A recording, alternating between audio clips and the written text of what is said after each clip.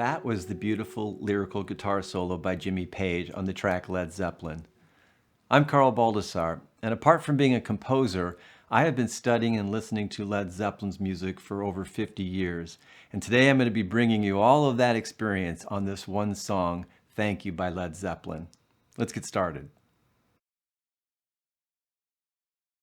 Before we dig in, I just want to ask if you continue to like and subscribe and share this channel with anyone you think that might be interested in it. I really appreciate the support you've been giving me. And as we grow this channel, I can bring more of these episodes to you. So I really appreciate the following so far. So let's dig into this song, Thank You by Led Zeppelin.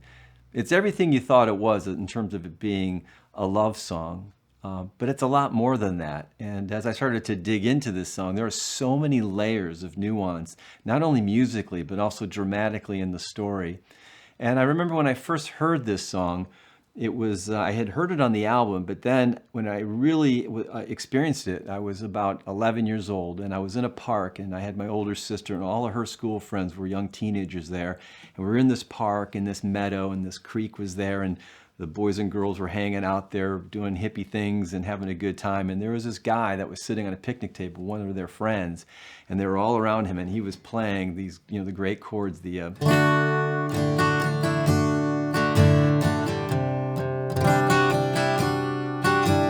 when I heard him play that, I was so transfixed. I said, I want to be able to do that. That sounds so beautiful. And the chords and the music sounded just like the setting I was in. It was in that meadow and that creek, and it was folky and surreal and really hippie.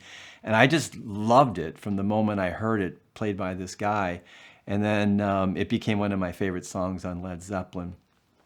So what I want to do in this episode is actually dig into some of the things that are going on musically and dramatically and try to explain why the song has the feeling that it has and how all those things that are coming together, the drama and the lyrics and the orchestration, are making it sound like it is. And so let's talk a little bit about that to start things off. First of all, the story is no doubt a love story. It's a profession of love by Robert Plant, who was a mere 20 years old, I think, when he first penned the lyrics to this. And yes, it's a profession of love, but there's something dichotomous about the story. There's words about extreme love and happiness, but there's also some concepts of sadness in there and longing. So when there's love, there's a discussion of love lost. When we're talking about the sun, we're also talking about the rain, and we're talking about happiness, and then we're talking about sadness and pain. And this song actually is sort of ambiguous and untethered. And the music is actually allowing that to happen. And so I want to talk a little bit about, from a compositional perspective, how the two come together. So the first thing you'll notice when you look at this song is the chord structure. And the question is, what key is this song in? You know, it starts with the D, a D chord, it moves to a C chord, and then it moves to a G chord. But they keep pounding the D chord at you, and you'd think it's in the key of D, because it starts in the chord of D, and then it moves around this progression, and then it comes back to D again. And you think, well, it's got to be in the key of D. Well, it's actually not in the key of D, it's in the key of G. But they're driving the tonal center of D towards you with all the repetition of D, and they're actually minimizing the key center of G. And how do they do that? Well, it's really cool that they're using the progression of a 1-4-5, a G chord being 1, the C being 4, and the D being 5, and they're playing it backwards. They're playing it 5, 4, 1. That's the first part of it, where they're actually reversing the 1-4-5 progression, and that gives it sort of this sort of, you know, the world is sort of going in a different direction kind of feel. The other thing they do is that the home chord, the G chord, is actually played rather benignly because it's not a G with the G note in the root position. It's actually a G with a B in the bass. And so it's actually reducing the function of the one chord and making it not feel like you're totally home when you hit the G chord, right? And the second thing that they're doing, since they're starting with the 5 chord, and the 5 chord in music is generally a dominant chord, and it's generally a pivot chord that wants to tilt back to 1, and it points you to the 1 chord. But in this case, they're not using a dominant 7, that chord, the D7 chord, which has this tritone, which insists on resolving to the G, the home chord. No, they're just using a triad. They're not using the dominant seventh. So they've actually reduced the function of the 5 chord. It's not acting as a 5 chord. It's acting as sort of this free-floating triad that's out there. And then the 1 chord, the home chord, is actually reduced in its function because they're playing it not using the bass. So you have this sort of amorphous, phantasmic chord progression that the functions of the chords are not following what they normally would follow. And that gives you this sort of floating, folky, surreal feel that the track has. In addition to that, there's an alteration on the verse that they're using, which reverses the order of the chords. So you never get to settle in, just like the sun, if it refused to shine, I'd still be loving you. And then there's pain and there's sadness and there's love lost. Well, they don't let you kind of get your feet on the ground here, because when they do the verse and they do the shuffling of the chords on the second verse, they come in and they say C chord, G chord, and D chord. It's backward progression again. And they're actually gluing in some lyrics on that, which take you from the love story part to the little drops of rain, whisper on the pane, tears of love lost in the days gone by. So we've gone from a love song to this sort of longing, bit of sadness and heaviness and aching that's in there. So this simple song has this incredible texturing that's going on. Yes, it's a love song, but it has all these other sort of human emotions that are going on, and the chord progression, the way it's set up and the way they shuffle the chords on the verse, make you feel like you're really not anywhere other than in this floating, beautiful space that we're in this folky world that they've created. Additionally, what helps the story unfold is the arrangement and orchestration of the music. So I counted, there's probably 24 strings on this track. Now I'm counting guitar strings. There's a beautiful 12-string guitar that's playing the chords in the background through the whole thing. And then you also get a 6-string guitar, acoustic, playing it as well. So that's 18 strings. And then you get Jimmy Page on his solo adding another 6-string guitar on the guitar solo. So you got 24 strings that are jangling, and that orchestration really helps give it sort of a folky vibe and sort of a kind of a spiritual vibe. And then on top of that, you've got that organ that John Paul Jones is laying in. And it sounds really reedy and really kind of flute-like. And it almost reminds me of almost like a field organ that has bellows that you push with your feet. And it sounds really organic and it's kind of angelic and it's laying in there. So the strings and the organ part together are creating this sort of cloudy, beautiful cloud texture. And then Plant's vocal and his lyrics are combining with that. And then you bring in sort of the heaviness, which is coming in from John Bonham's drum. I mean, you got a full acoustic drum kit with a classic Bonham beat, and you got John Paul Jones with an electric bass, which is the only electric instrument in the entire song. So they really create this very dichotomous orchestral world that they're doing as well, which helps make the lyrics of the story and the drama of the story feel the way that they feel.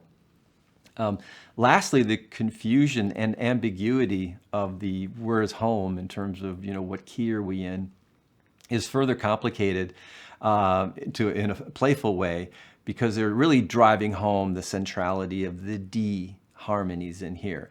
The guitar solo, even though we're playing chords in the key of G, the guitar solo is clearly in the key of D, not G. And that's because Jimmy Page is playing these C sharps in the solo. He's giving you the C sharp, which is clearly in the key of D. It's not in the key of G, because in the key of G, you've got a C natural, not a C sharp. So you have these kind of tensions that are happening, where we've got a chord structure in the key of G, we've got a guitar solo on top of that chord structure, which is in the key of D.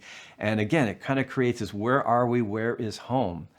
And going back to the lyrics, I think what's really poignant about this is the first word of the song sort of sets up the mood. The word is "if," one of the most powerful, provocative words in the English language.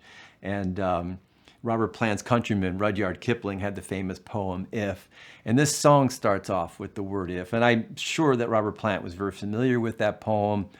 He, for his lyrics, even used biblical reference. There's a reference to Psalm 46:2, I think it is, with the mountains crumbling to the sea. He's making these really big statements of love. And he's also using the word if, which is sort of suggesting that at some point something might happen, but we're not there yet. So the whole thing of this song is that we're really not home yet. Okay, and so if also sort of lends itself to the ambiguity of the chords, because there's something uncertain about this whole thing. So all of that comes together to give the track its beautiful sort of floating, ambiguous sort of colors that it has. Let's take a look at some other elements in the song that are contributing to the mood of the song. So in addition to the chords that are changing and then the key sort of tension, where is home, it's further exacerbated by another key change that happens on the chorus. In the chorus, the kind of woman, I give you my all, kind of woman, nothing more. We've just moved momentarily to the key of A. Now we're adding a whole new key to the song, and cleverly, what they're doing, that key transition is even somewhat weakened because the key of A, the chord that's signaling the key, is actually the shortest part of that little break there. So he's playing B minor, kind of woman, I give you my all to the E, and he plays it again, B minor to the E. So they play those twice, but then they resolve it to A. So A has the shortest duration, although it's the key signature for that little break. And it's a classic 2-5-1 progression, 2 being the B minor, 5 being the E, and 1 being the A. And the A happens to be a secondary dominant that transitions back to the top, D, A to D. So A being a dominant of 5, right? So they're adding yet another key momentarily. They sort of weaken the potency of that key by having the A only be there very briefly. But cleverly, that A really does sort of tilt you back to D, which isn't the key, but it's the tonal center of the song.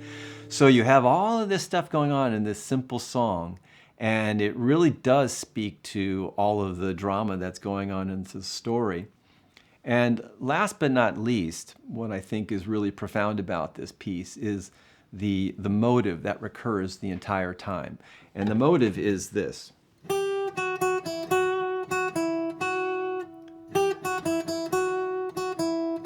It's that little phrase of 3 notes, the G, the F sharp, and the E. And it happens everywhere. And it has a very powerful effect. I would consider it to be what you would call in classical music a leitmotif. And a leitmotif, L-E-I-T motif, it really translates into the leading motive. There's something really powerful that's driven home as they repeat that phrase so many times in the song. Notice that it's in the chords, so it's the soprano of the chords. Hear the motif? See? Again. It's unchanging. The chords are changing, but the motive is staying the same throughout the chord progression. And so that motive, I would look at that like in classical music or even in film music in the golden age of Hollywood. There were so many great composers of film music in Hollywood, not the least of which was Max Steiner. Definitely check him out. He did Gone with the Wind and so many great movies. And he would take a lot of classical sort of leitmotif concepts and would assign them to characters. So a character in the stories would have their own little motive. So when Scarlett O'Hara would come in, she would have a lyrical motive, and Rhett Butler would come in, he'd have a lyrical motive. Even the mansion, the Tara mansion, had a motive in Gone with the Wind. And it's not unusual in classical music and in opera to have the characters have their own sort of thematic theme. It even happened in modern sort of classical, hip-hop stuff like Hamilton. The characters all had their own theme. And so that's a leitmotif. So there's a leitmotif in here. Now I'm going to project what I think that character is. And for me, I think this motif is actually hope. For me, it means hope because it's the one anchor. It's the one thing that is anchoring the whole thing together. that leitmotif. And I think the song really does speak to kind of the endearing possibilities of hope. And the word if sort of is a kind of hopeful sort of word. If this were to happen, then that would happen. And so I personally interpret that as some sort of hope or eternal longing or something that could be, maybe isn't, but it could be. And it's constantly repeating. And I love the effect of that motif that it has on the song. Let's take a look. So when you're seeing it on the G, that motive has an F sharp in it.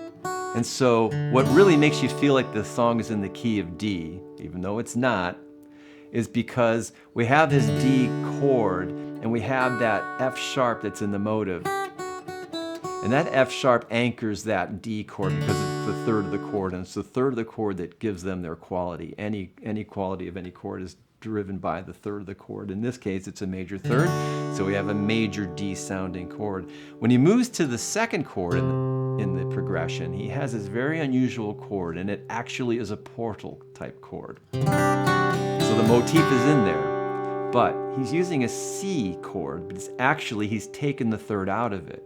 So now the C chord doesn't have any anchoring. You have no idea if it's major or minor because there is no third. There's no E in there. And he has this, the C, he has a D, which is a 9, again, reinforcing the fact that you think it's in the key of D.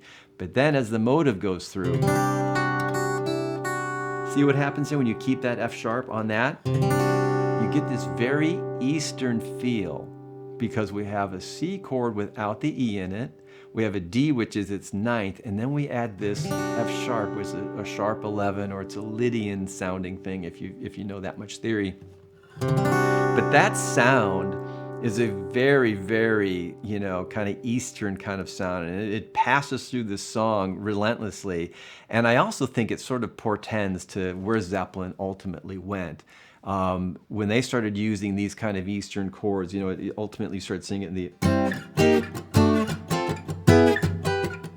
like on Friends on the third album, and then you start to see more fuller sort of Eastern kind of feel on the fourth album in Four Sticks. And the bridge on Four Sticks is this incredible sort of introduction of full-on Zeppelin Eastern sort of stuff, which ultimately comes to its full realization on Physical Graffiti on the song Kashmir. But I think this chord is so powerful because it's kind of where the leitmotif creates this sort of portal in the song that is reinforcing that organic, surreal, kind of unanswered question of the song, if. And then again, he follows through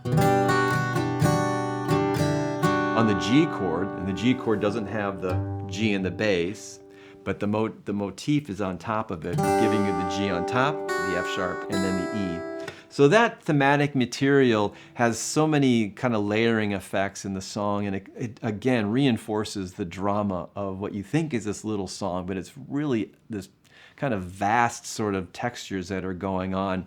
And then Jimmy Page is quoting that so much. He introduces the solo with the, I mean, he stays on the motive 3 times. Right? And then he,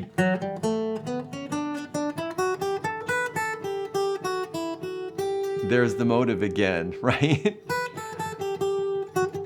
He has the motive the whole way through the solo. So I think when you step back and you look at all these compositional and dramatic elements that are in the music, and you kind of think about lyrically what the story is about, and sort of this concept of love, but there's sadness and we don't know why, there's unanswered questions, but there is this sort of hopeful thing that's going on. I think all those elements, when I started to dig into this thing, and I really dug into this, I mean, my notes are very reminiscent of, Beethoven, where I got coffee stains on it. I mean, I just kept looking at this music and looking at what was going on with the lyrics and the drama. And I was just so blown away. I finally just had to just stop thinking about it because it's so profound. I had no idea what I was getting into when I looked at this song, because I just thought it was going to be a simple little chordal love song. But I just love the depth of all this. And I think as a composer that, when they wrote this song, Jimmy Page might have been 26, and as I said, Plant was probably 20. that I think any composer will tell you that they sometimes will grow into their own music and they'll look back, and in the ensuing years of your own experience and wisdom, you look back at a piece of work that you did earlier, and so much profoundness starts to unfold and reveal itself to you, and you look back. And I wouldn't doubt that when they do look back on this song, that as they see how their lives unfolded, that they did see the things that we all see as humans in terms of, yes, great love, but great sadness and great longing. And I think it's really sort of embodies life itself. And it's a very sort of profound little song. So I do want to make that point about this music, and then I want to comment a little bit on how the studio version is juxtaposed against the live version. So let's talk about that. So now I'm going to talk about a very important part of Led Zeppelin, and that is the amazing differences between Led Zeppelin in the studio and Led Zeppelin live. Now, many of you have asked me to talk about this and do some episodes, and I'll do that at a later date. But I'm going to touch on it here on the song Thank You, because Thank You is one of the 5 or 6 tracks of Led Zeppelin that when they bring it live really undergoes a very large transformation. So let's talk a little bit about that transformation. So the tracks that I was thinking of in terms of the ones that are quite different with Led Zeppelin live are A Whole Lot of Love, which they have the huge medley in between, Ramble On, which goes from acoustic to electric live, Bring It On Home, which has a tremendous jam session in the middle. Probably the biggest track that goes through the most major changes, Dazed and Confused, and I can't wait to do an episode on that, studio versus live. But Thank You also goes through quite a transformation.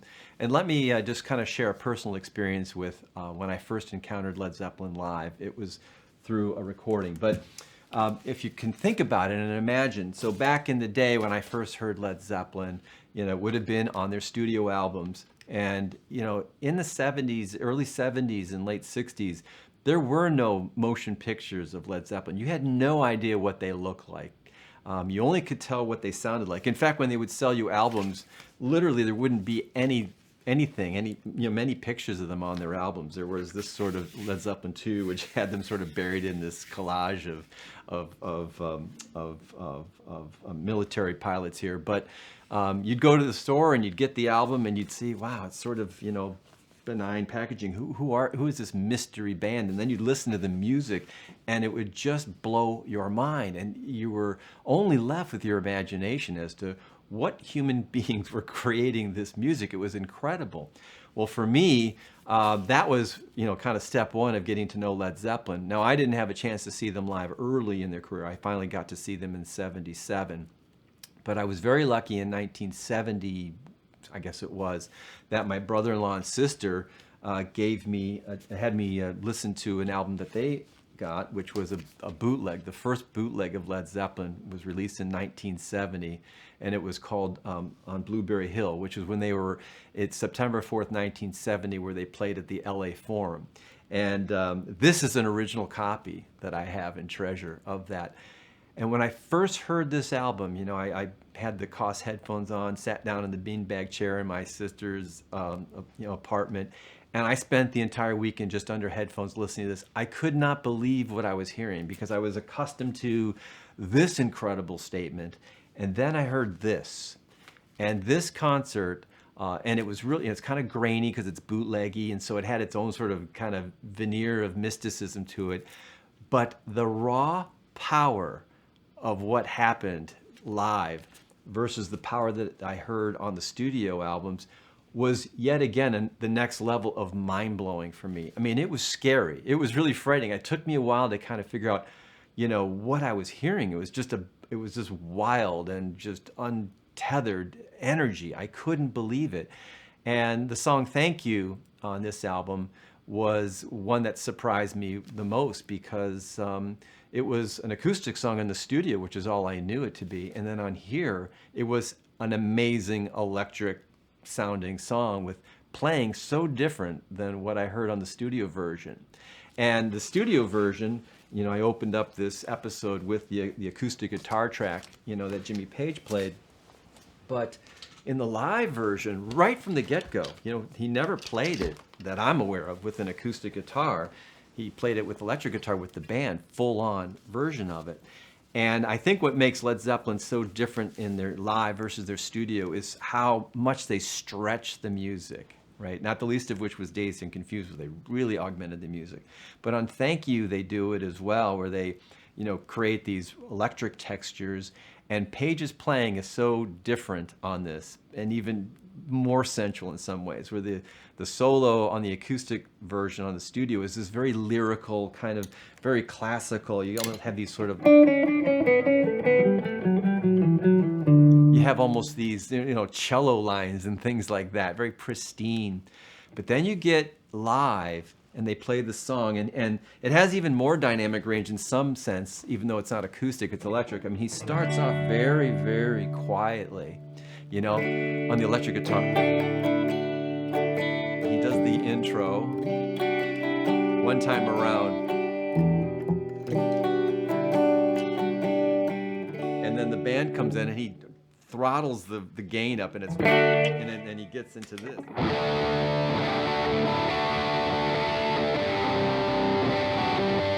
Super, super huge and super big sounding. But the biggest difference, you know, Led Zeppelin live versus Led Zeppelin studio, is Page's playing and how stretchy and rubbery and bending, and they're really taking chances, and everything is just pushed to the max. You know, the bends are bigger, you know, the time is augmented, and I'm just going to play a couple of signature sort of bendy things that Page does in the live version, just to kind of show you how different it is. So there's a couple that I'll play. One is one of the bends that he did in the very earliest versions in 1970 on Blueberry Hill. One of my favorites, and it's this one. He goes.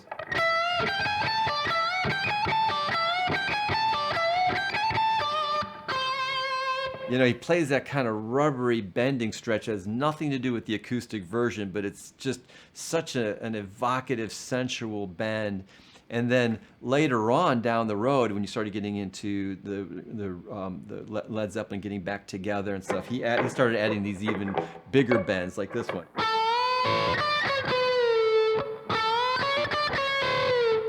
And so his bends got even bigger as the years went on. So that kind of playing, you know, where he's, you know,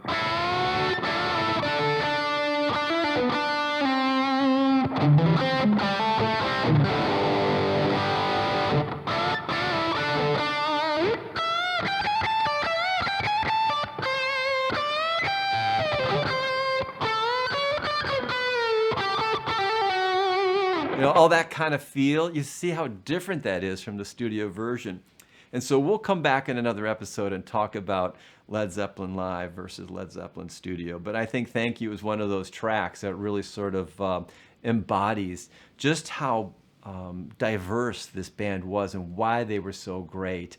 And it's really fun to kind of learn to play both sides of the same story, if you will.